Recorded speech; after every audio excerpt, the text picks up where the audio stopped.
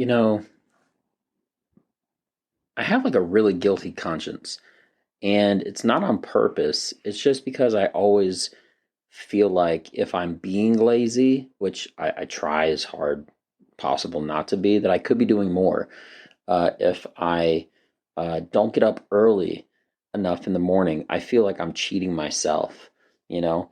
And as unhealthy as it may sound, it's actually really healthy because it's actually part of what gives me my drive. Like I always feel like I have less time and less time.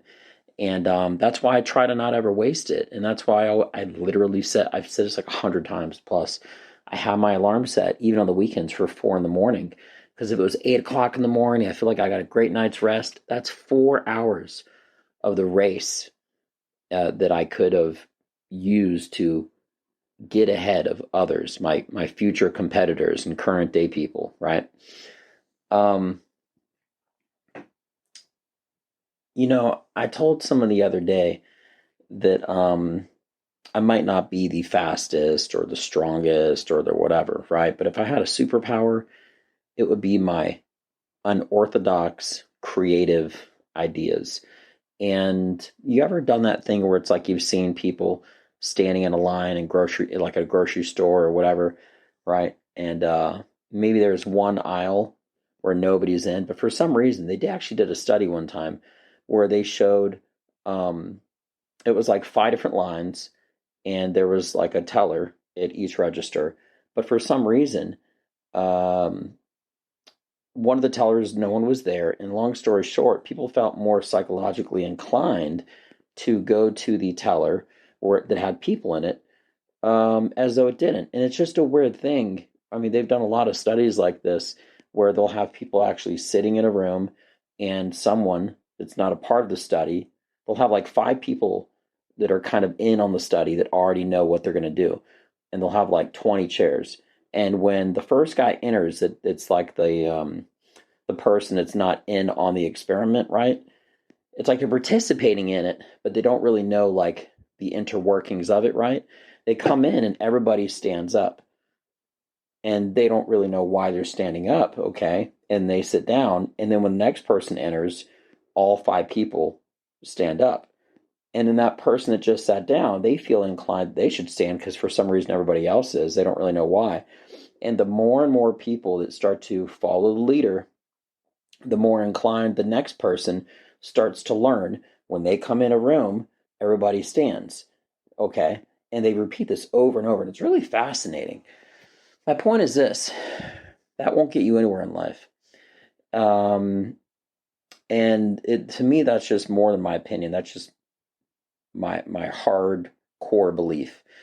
Um, and instead of following what other people do that has been successful, the only way to really be successful in life is making your own route, making your own steps.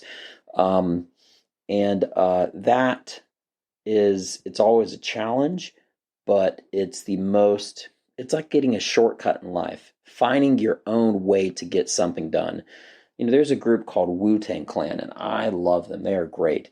They literally held hostage a radio station, okay, just to have their music played. And the only reason they didn't go to jail because they were talented enough that the radio station actually liked their music, right? So I'm not saying I'm going to hold somebody hostage.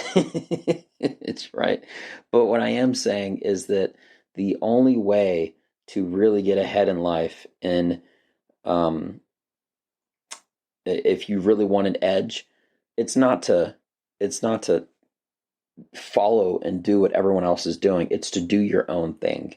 And I don't like to reveal my secrets and say what I do, but a basic blueprint is doing your own thing and not doing it the way that other people do. So um, it's hard sometimes giving good examples without giving a lot of detail, but I just wanted to get this off and just say this out loud because um, it's 9 o'clock at night and I want to go to bed, but I have so many ideas and I have to strategize new ways to meet people, new ways to get known and to get discovered, and to really start to sell out comedy clubs, because the only way I can actually get to the next step is to be known. But how do I get known? How do I get discovered? How do I continue to be seen by the masses more and more? Well, there's some basic formulas, and people say, oh, you just got to meet the right person. Okay, maybe that's true. Networking, that is one way, but there's a lot of other ways. And it's my job as the artist to be my promoter, to be my marketer, and to figure out how I can get known. So I'm not going to bed right now, and I am going to be getting up early so that I can continue. I've thought a lot of great ideas recently, but you have to continue, not just me as a comedian, um, but also in general, out of everything else that I do, provided I'm passionate about it, first and foremost, I got to figure out how to get ahead of others because I'm not famous right now, right? I don't have the networks, I don't have the hookups, and I'm trying to be the best version of other people, a better version of other people that have done it with help.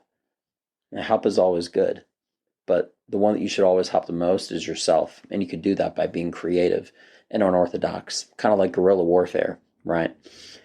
You might not have the big, strong machines, but you might be smaller and more mobile, right? Or vice versa.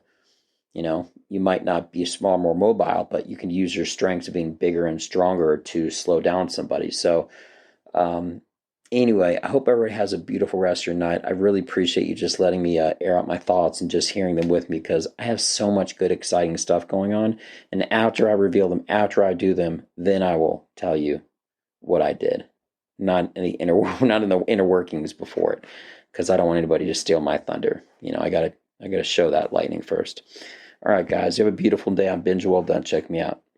Peace.